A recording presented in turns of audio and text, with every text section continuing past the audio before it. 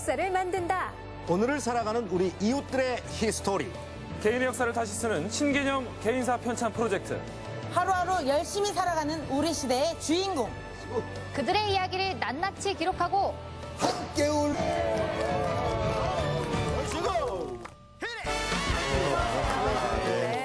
좀 의외인 게 서울 출생. 부장님, 과장님. 아, 그렇죠. 탬버린 열심히. 멋지십니다. 그러면 썩었다는 거죠. 돈이 없으니까. 손님 중에 유독 할 일 없어 보이면서 제일 저렴한 거 드시니까요.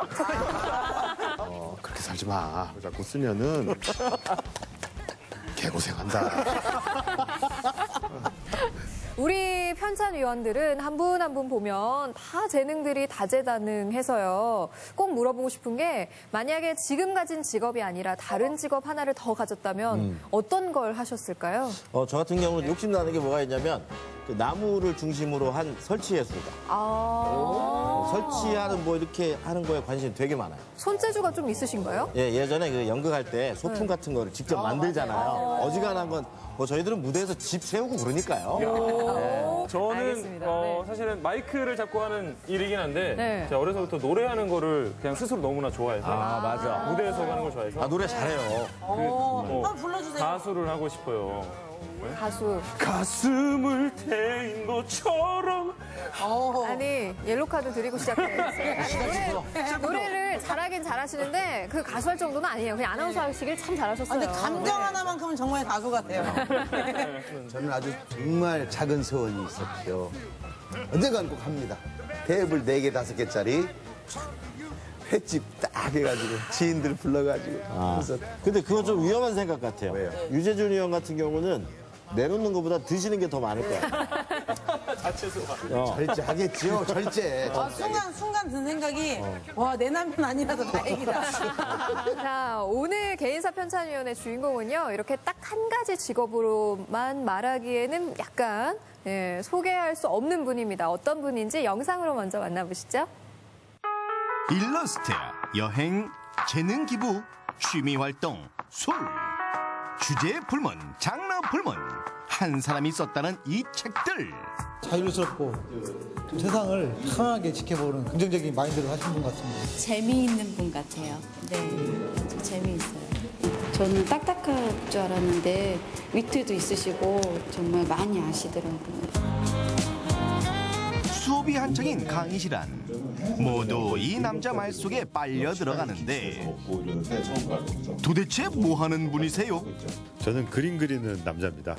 그리고 그림을 통해서 재밌거나 의미 있는 일을 찾아가는 사람이기도 합니다. 여행가, 강사, 작가 등등 밥장이란 이름 앞에 붙는 많은 수식어 중 그가 가장 사랑하는 이름은 일러스트레이터 밥장. 그리는 시간 동안 그런 걸 계속 반복을 하거든요. 뭐 망했다 생각하다가도 잘 그릴 것 같다가도 이런 시간이 저한테 너무 즐거운 시간이죠. 2009년 작은 도서관 벽화 재능 기부로 시작된 완주군과의 인연. 그 인연의 끈은 7년째 이어져 완주군 곳곳에 그림꽃을 피우고 있다. 그림이 일단 어떤 틀이 있는 게 아니고 창의적이고요. 그림마다 이야기가 있어서 좋고 밥장님이 우리 완주군에서 와서 만나는 분들을 이웃들로 아주 친하게 친절하게 10년간 다녔던 직장을 나와 좋아하는 일을 통해 시작한 재능 나눔. 이제 그 나눔은 자신의 삶뿐만 아니라 다른 이들의 삶에도 즐거움을 주고 있다. 근데 사실 책은 따지고 보면 다 이야기거든요. 근데 이야기라는 거는 굉장히 재밌는 것들이에요. 그래서 책이 있는 공간은 재밌는 이야기가 넘쳐나는 곳이다. 이런 거를 그림으로 보여주고 싶었어요. 그림 같은 삶을 사는 남자. 일러스트레이터 밥장의 유쾌한 인생 스토리. 지금 만나본다. 일러스트레이터 밥장 씨 큰 박수로 모셔봅니다.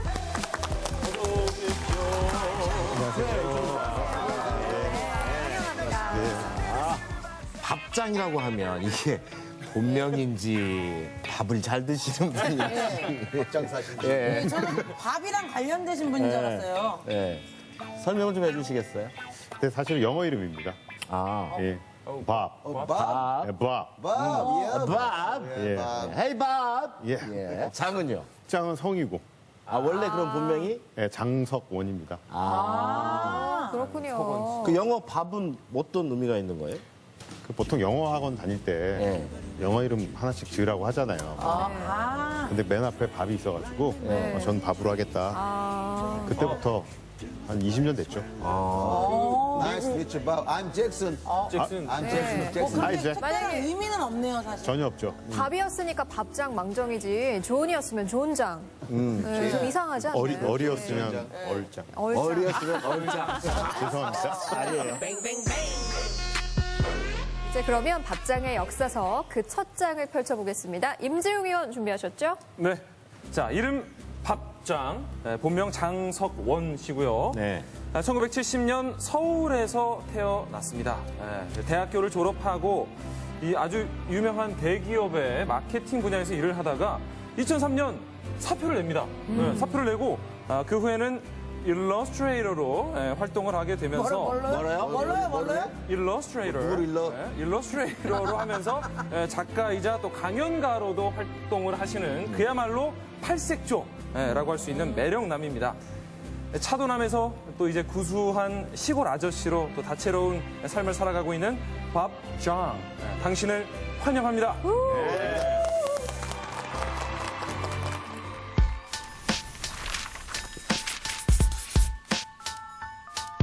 자, 일단 뭐 많은 얘기들을 할 수 있을 것 같은데 일단 차도남 시절로 좀 거슬러 올라가 볼게요. 네. 약간 좀 의외인 게 서울 출생. 아, 의외인가요? 서울 출생이에요? 무슨 말이에요? 정말 의외입니다. 의외로 알죠. 네. 서울 출생이시고 또 대학을 졸업한 후에 대기업에 남들 다 부러워하는 대기업에 입사를 하셨어요. 마케팅 쪽에. 네. 그 당시에는 이 대기업의 마케팅 분야에 좀 들어가야겠다 이런 생각이 있으셨나요? 그때까지만 해도 제가 생각했던 것들이 제 생각이 아니었던 것 같아요. 뭐냐면 그 부모님들이 그동안 기대했던 것들 있잖아요. 너는 대학 가서 뭐 어떤 거를 뭐 경영이나 경제를 전공해서 대기업에 입사를 하는 것이 정말 너 전공도 살리고 사회생활 잘하는 길이다. 이렇게 얘기를 많이 들었죠. 그걸 이제 철석같이 믿고 그대로 했던 거죠. 근데 네. 정말로 대학도요, 서울의 그 유명한 스카이 중에 한 군데. 왜? 네. 맞습니다. 거기 경제학과를 졸업을 하셨기 때문에 주변에서도 당연히 그 기대라든가 이런 게 컸을 것 같아요. 네, 그렇죠. 그러니까 모범생으로 살았죠. 그러니까. 못나지 않게. 거기 경제학과 졸업하고 대기업 입사해가지고 그냥 바로 합격한 거죠. 재수, 삼수 이런 거 네, 하고 예. 그냥 덜컥 합격하고 그렇게 잘 살아가요. 부모님 입장에서 보면 아유 이제 하나도 좋아. 아유 이제 다 이런데 끝났다, 이제 결혼만 시키면 끝이네 이제. 이런 느낌. 그때 이제 대기업에 입사를 하셔서 마케팅 업무를 했다고 하셨는데 뭐 디자인 관련된 건 아니었죠? 네, 그땐 경제학이랑 마케팅을 전공을 했으니까 그쪽 일을 했죠. 그리고 이게 프로그램에서 서류 만들고 야근 열심히 하고 열심히 하고 보고서 쓰고 시장 조사하고 또 회식하면서 부장님, 과장님. 그렇죠. 템버리 열심히 멋지십니다. 똑같았어요. 네. 정말 다 똑같네요, 회사원들은. 그런 적 있습니까? 템버린? 템머리 좀 흔들죠. 네. 그렇습니까? 회식 때. 네, 이렇게 좀 흔들립니다. 네. 거기까지만 파겠습니다. 네네네. 자, 그러다가 2003년에 회사를 그만두시게 됩니다. 근데 어떤 계기로 이렇게 사표를 내시게 됐는지. 처음에는 저 없으면 회사 안 돌아갈 줄 알았어요. 그렇죠. 욱해가지고 에이 나 없으면 회사 한번 어떻게 돌아가나 보자 하고 진짜 선 넣었어 하니까 그냥 잘 수리를 해주더라고요. 뭐 말릴 줄 알았는데 그래도 네가 있어야 된다. 사표 내셨어요. 오케이. 뭐 언제 없어서 뭐 정산하고 뭐 돈 나갈 겁니다. 근데 약간 야, 정없다. 예? 그래서 줄 건 다 주더라고요. 근데 막상 나오고 나니까 많이 춥더라고요. 아니, 근데 나와서 이제 추운 건 알겠는데요. 왜 그만두신 거예요? 욱해서요. 정말로? 네, 그냥 뭐냐면 저도 나름대로 열심히 했다고 생각을 했는데 평가라든가 이런 부분에서 뭐 동료나 일분들이 더 잘 받는 거를 그걸 넘어야 이제 승진도 하고 그러는 건데. 한 단계만 참지. 욱해가지고. 그러니까. 으이그 그거 직장인 두 분 그 갖고 댕겨? 마음속에? 어떻게 저는 그 제 사무실 컴퓨터에 항상 저장이 돼 있습니다. 양식이? 예. 이미 다 써져 있고 거기에 이제 사인만 해서 내면 돼요. 큰일 났어. 근데 아직 욱하질 않았나 봐요? 좀 참고 있죠. 그렇게 대부분은 참는단 말이에요. 그렇죠. 그 확실히 욕구 불만이 예. 뭔가 있었던 것 같아요. 지금 생각해보면. 학교 다닐 때나 이럴 때 계속 박수 받고 대우받고 칭찬받다가 되지도 않는 것들이 막 갑자기 막 열받게 오고 그러니까 열받지. 욕구 불만.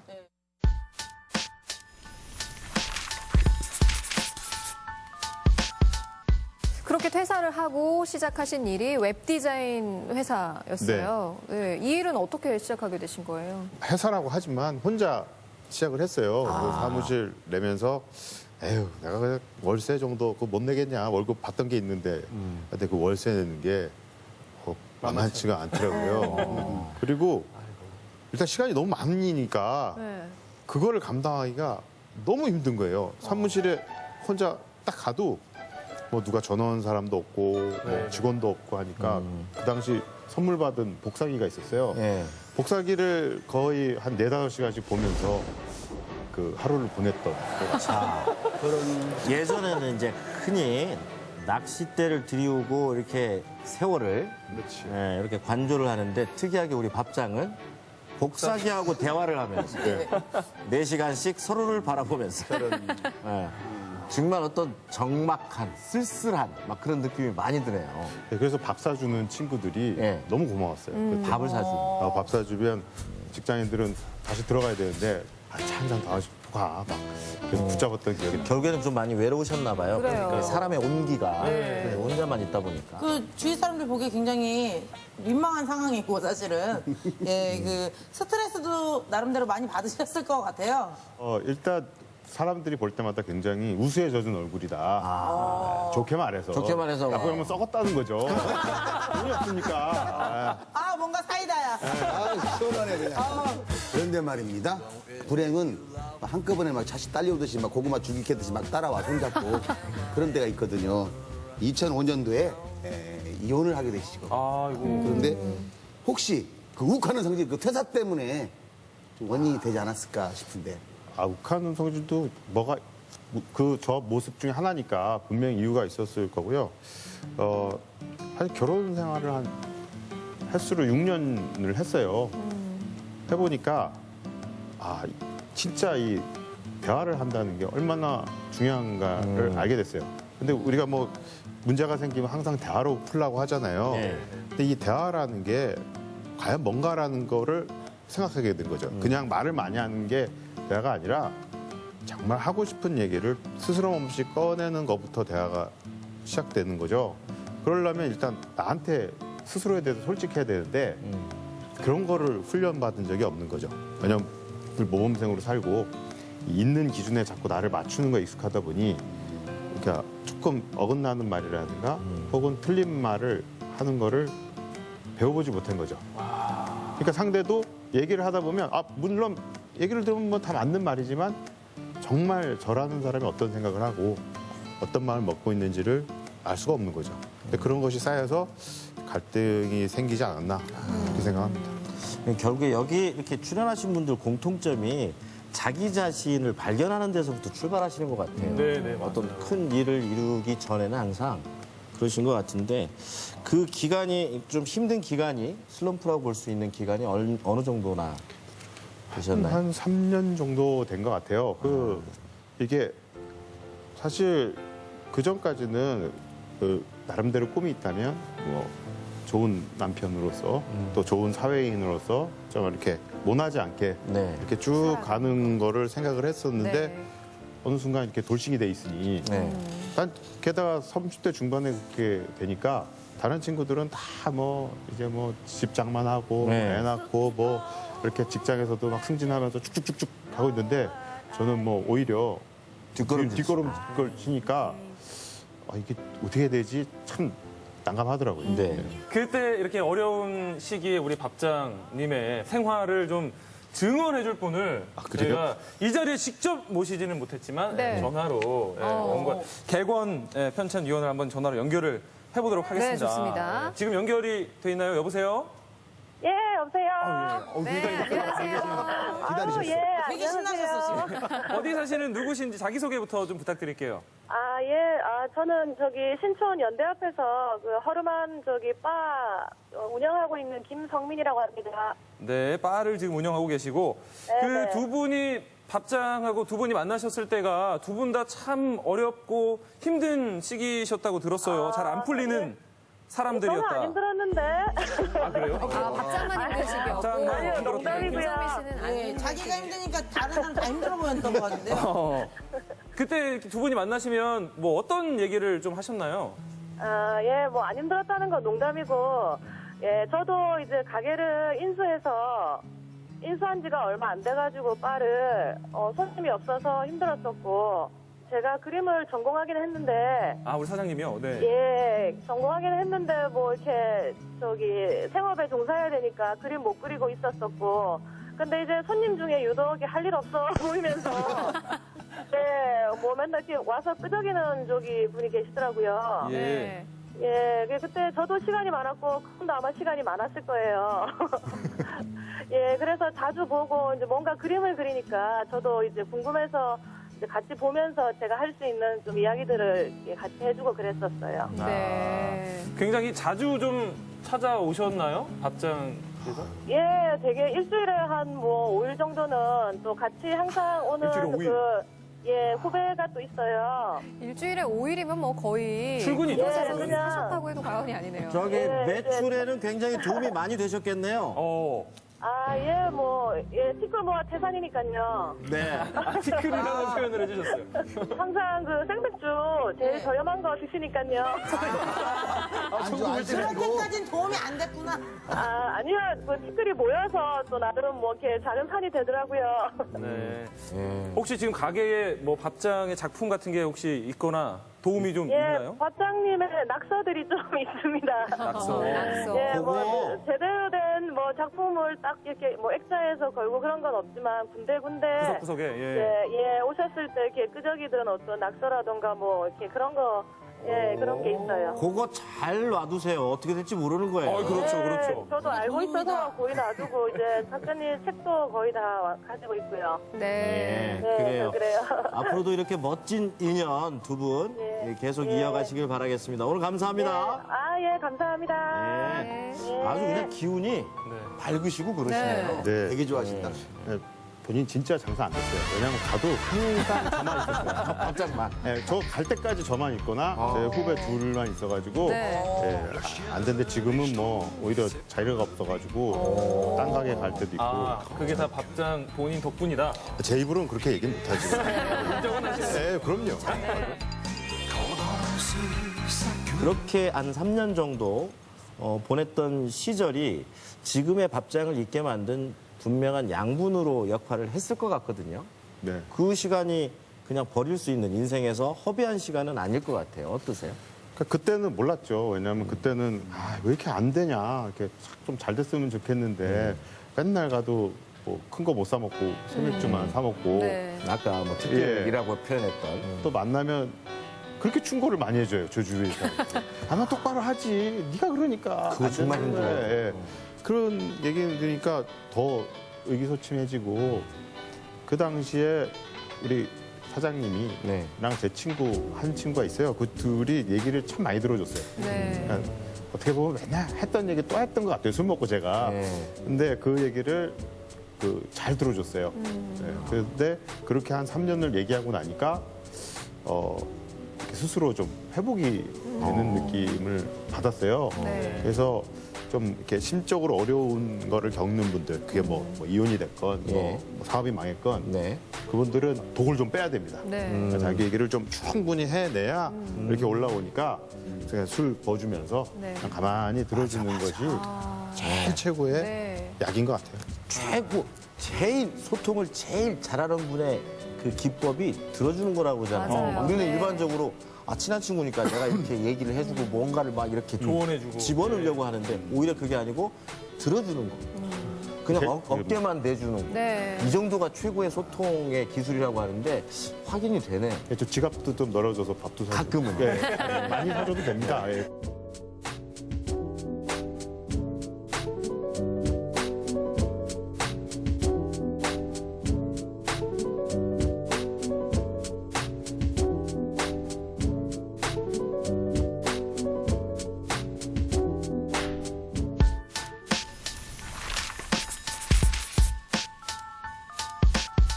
2005년부터 본격적으로 그림을 그리기 시작하셨어요. 예. 근데 사실 그림을 내가 그려야지, 뭐 일러스트레이터가 돼야지 한다고 다 되는 건 아니잖아요. 원래 좀 그림에 소질도 있고 관심도 좀 있으셨나 봐요. 관심은 있었지만 제 스스로 제 직업 될 수 있는 직업 중에 그림 그리는 직업은 사실 생각도 못했어요. 혼자 뭔가를 하긴 해야 되겠는데 도대체 뭘 해야 될지 모르겠는 거예요. 네. 그래서 그때 이것저것 많이 해봤어요. 사실은 그 중에 하나가 그림이었던 건데 뭐랄까 굉장히 즐거웠어요. 즐거웠다. 사실 그 당시에 재밌는 거라는 걸 스스로 좀 잊었던 것 같아요. 근데 그림이 주는 재미가 뭔가 없는 상태에서 하얀 이런 백지에서 제가 생각한 거를 표현하고 적어도 이 안에서는 나의 세계를 마음껏 표현할 수 있잖아요. 네. 내가 그 안에 정말 욕을 해도 되고 네. 뭔가 하고 싶은 거를 막 표현해도 되고 이런 분들이 그 인터넷에 안 빠진 게 정말 다행입니다. 막 댓글로 악성 댓글 달고 막 여긴 내 세상이다 이러면서 네, 네. 그렇게 물론 즐거움을 발견한다고 하는 것은 굉장히 의미가 있죠. 그렇지만 그때 당시 통장 잔고 바닥으로 떨어졌을 때가 얼마까지 떨어져 보셨어요? 기본이 마이너스죠. 저는 이 마이너스에 굉장히 익숙하게 지냈었죠. 마이너스 최대 얼마까지 가보셨습니까? 근데 그 당시에 뭐 빚이 한 얼마? 그 당시에 그 일화가 하나 있는데 이제 집을 구해야 되잖아요. 네. 나오는데 근데 돈이 없으니까 또 신촌에 이제 뭐 월세방을 하나를 구해야 됐어요. 그래서 겨우 구했는데 있는 돈 탈탈 털어서 네. 어머니께서 집을 한번 보자 이러시는 거예요. 근데 좀 부끄럽잖아요. 빚도 안 들고 그래서 오시지 말라고 하는데 그래도 꼭 한번 보겠다고 해서 보여드렸어요. 보더니 한숨을 푹 쉬는 거예요, 어머니께서. 그렇죠. 네, 그래도 뭐 좀 잘할 줄 알았는데 근데 어머니가 좀 그래도 사람이 볕이 드는 데서 살아야 된다.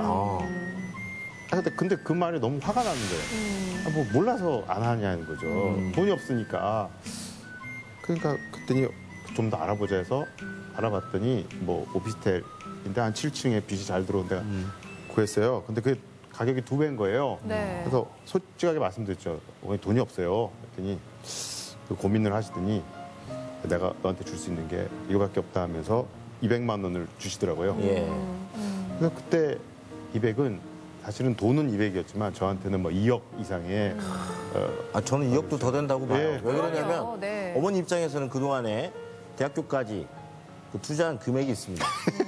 많이 있죠. 그리고 그렇게 해서 드디어 결실을 맺었어요. 대기업으로 입사했습니다. 그런데 그랬더니 욱한다고 던지고 나가더니 막 이런 학고방 같은 데서 살고 그런 그 어머니 심정이 그래요, 맞아요. 또 어떠셨겠어요. 근데 거기다 더 200을 태우신 거 아니에요? 네. 이건 요즘에 뭐 하시는 거예요?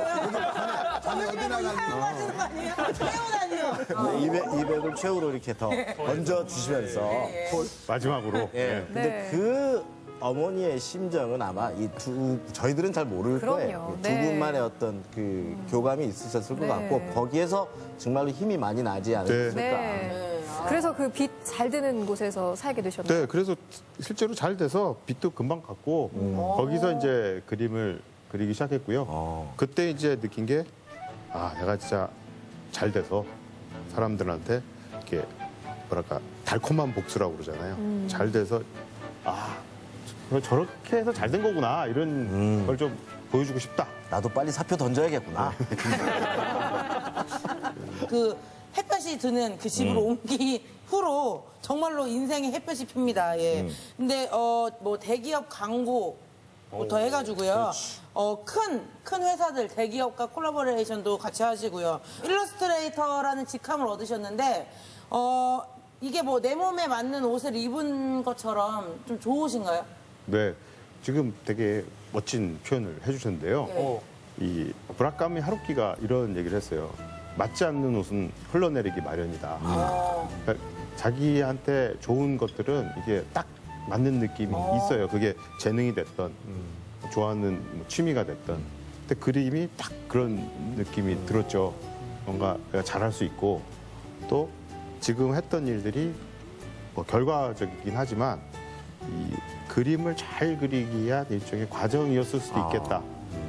그러면은 그림에 꽂혔으면 그림만 그리시지. 예. 여행가, 작가, 강연회 막 책을 막 써내시고 욱 하고 던진 그 사표에 무슨 한가품이라도 하듯이 나 봐라 이렇게 잘 나간다 하듯이 그래도 되는 겁니까? 아니 뭐 물 들어올 때 노 줘야 되는 거 아닙니까? 그럼요. 200 얹지 않으니까. 아니, 물이 잘 안 들어와서 양수기를 튼 거라고 보면 돼요. 아 오히려 예, 왜냐면 기회를 마련하기 위해서. 예, 그림을 정말 잘 그렸으면 예. 안 해도 되죠. 근데 그 정도는 아니니까. 그리고 그림 그리면서 느낀 게 틀려도 된다. 제 생각에 뭐 사람을 그려야겠다 하다가 갑자기 결과적으로 뭐 과일이 되고 뭐 이런 경우가 굉장히 많아요. 근데 사람들은 뭐 아무렇지도 않게 생각하고 그래서 아 그렇다면 처음부터 맞고 틀리는 게 없구나 이런 생각을 하니까 그럼 일단은 시작을 해보자. 해보면 그 과정을 지나다 보면 전혀 예상 못하는 결과가 나올 가능성이 더 크다. 그걸 즐기자. 라고 이렇게 생각하게 된 거죠. 그러면서 이렇게 이것저것 하다 보니 그게 이제 장가지를 뻗어서 말씀하신 대로 뭐 여행도 하게 되고 뭐 책도 쓰게 되고 이렇게 된 거죠.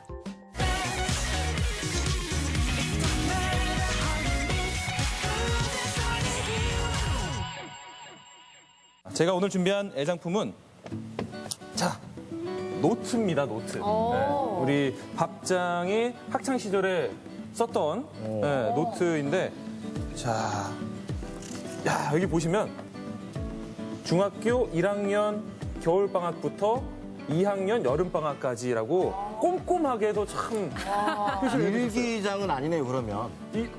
어떤 노트죠? 일기장이죠. 일기장. 일기장이에요? 아니 근데 제가 옆에서 살짝 봤지만 글씨가요. 네. 정말 예쁘게 잘 저거 쓰셨어요. 뭘로 쓰신 거예요? 방학 때 쓴 거 아니죠? 연필로. 샤프. 네. 샤프. 네. 예. 그리고 고등학교 때. 예. 고등학교 때. 국민윤리. 예, 국민윤리 노트군요. 네. 아, 학습 노트예요? 정말 윤리스럽게 생겼다. 필기 정말. 와, 노트만 보는데 되게 질려, 지금. 아이고. 야, 이거 정리한 거 보세요. 저 노트 빌려달라는 친구 많았겠는데요. 네, 대학교 때도 많이 빌려달라고 했죠. 예. 대학생 때는 좀 달라지지 않았을까? 아, 예. 아우, 무슨 말인지 모르겠네요. 경제학 노트인 것 같은데. 경제야. 예. 지금 필요 없는 얘기잖아요. 대학교 때. 예, 증거죠. 제가 경제학과 나왔다는. 증거? 예. 사람들이 요즘에 안 믿어지죠. 안 믿어줘가지고 이거 들고 다닐까 싶어요. 사진 찍어서 이렇게. 예, 경제학. 제가 여기 좀 보니까 중학교 1학년 때 쓰신 일기장에 조금 읽어볼게요. 1984년 1월 14일 토요일 맑음. 아침 일찍 일어나 공부를 했다. 맑은 정신과 맑은 마음으로 공부에 집중하니 공부가 매우 잘 되었다. 뭐 EBS야? 공부하다가 이런 생각을 해보았다. 만약에 내가 이렇게 공부를 열심히 해서 S대학에 입학을 하여 내 취미에 알맞은 과목을 택하여 연구하고 또 연구하는 시절에 내 모습은 과연 어떨까? 아깐 중학교 시험만 걱정했는데 대학도 이제 6년만 있으면 입학한다. 나도 이제 원서도 내고 걸프렌드도 사귀고 공부도 하고 생각만 해도 좋다. 네, 이런 내용들이 써 있습니다. 근데 여기서 진짜 중학교 때 쓴 거 맞아요? 네. 여기서 즉석 제안을 하나 하도록 하겠습니다. 지금의 밥장이 중학교 시절에 저 일기를 썼을 때 당시에 밥장에게 한번 편지를 써보는 시간을 갖도록 하겠습니다. 그렇게 살지 마. 엄마 말만 들으면 엄마보다 못한 사람이 되니까 너 하고 싶은 얘기를 써야지. 그렇게 엄마가 원하는 걸 자꾸 쓰면은 개고생한다. 새끼가 200만 원 줬더니 그냥 어디서야? 어디서 어머니를. 예, 아니 잘 뭐 삐 처리가 됐을 거고요. 네.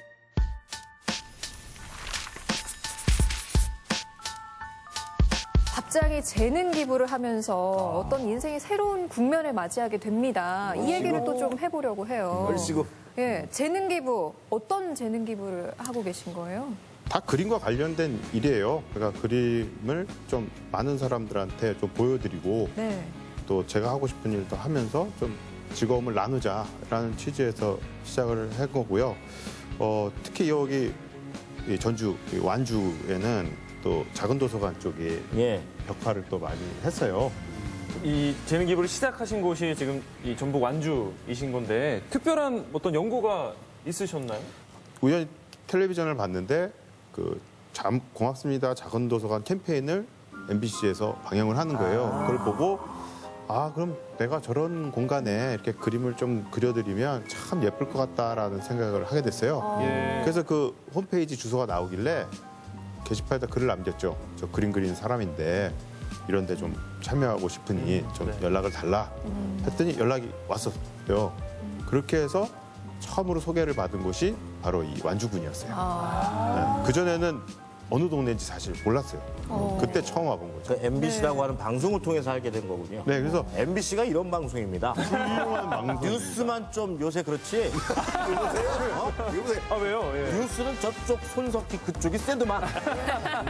아주 세. 거기가 정말 팩트. 예. 재능 기부도 뭐 물론 좋지만 이게 악용되는 경우도 있을 것 같아요. 그 혹시 뭐 재능 기부를 할 때 그런 기준들이 있나요? 그래서 저는 기부라는 표현보다는 나눔이라는 표현을 많이 써요. 그 이유는 기부라고 하면 뭐 주는 사람과 받는 사람이 이렇게 구분이 되는 느낌이 있잖아요. 나눔이라는 거는 그냥 서로 가치 있는 거를 조금씩 나눠 갖는 의미로 생각을 해요. 뭐 공짜라면서요. 이런 태도로 하는 거는 그렇죠.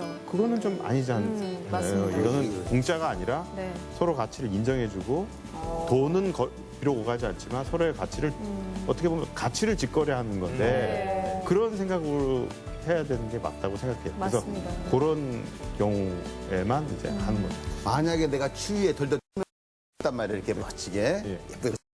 근데 저기 무엇이던가? 저 뭐요? 몰라. 뭘 그리면 뭐요? 주변 사람들 그러면 그럼 굉장히 안 좋을 거 아니에요. 그런데 그 주민들의 반응이 어땠습니까? 처음에는 그것도 이제 나눔의 참 좋은 점이라고 생각하는데요. 내가 꼭 돈을 내고 의뢰를 하고 내 집에다 갖다 놓거나 이래야지만 그림을 즐길 수 있지만 나눔은 우연하게 보고 즐기게 되고 관심을 갖게 되니까 뭐랄까 저한테도 그림을 소개할 수 있는 기회가 되고 보시는 분한테도 접할 수 있는 기회가 되고 그러니까 서로에게 시간을 주는 거죠. 완전 국민들이 좋아했냐고요, 안 좋아했냐고. 그래서 지금 명예 국민이 됐습니다. 증거가 되겠네요. 예, 증거가 있습니다. 그 국민증이 집에 있어요. 딱 1호 명예 국민증이 있습니다. 그거랑 일기랑 챙겨서 갖고 다니세요.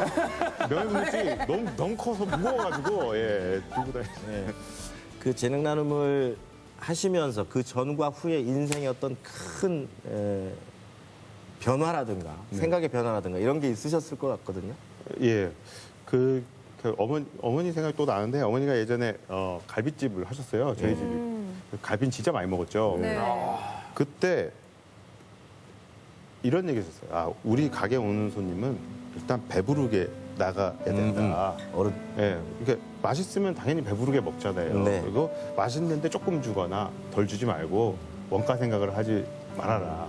그러면은 잘 된다. 실제로 잘 되셨어요.